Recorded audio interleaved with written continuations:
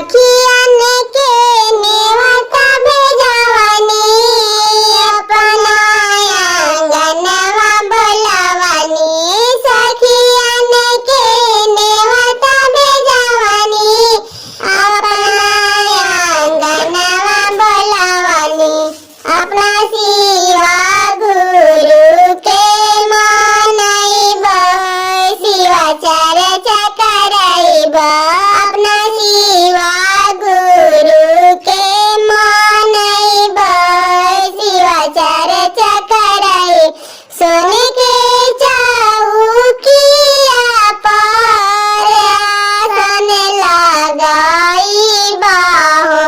आसन लगाइब हो गुरु के बैठाइब हो बनिया धतूरा भोगे लगाइब शिवा चर्चा करैब अपना शिवा गुरु के मनैब शिवा चर्चा करैब गंगा जी के जलवा मंगैब गुरु के चरनिया पखरब गंगा जी से जलवा लैब गुरु के चरनिया पखरब बसमी भाभूति माथे चढ़ैब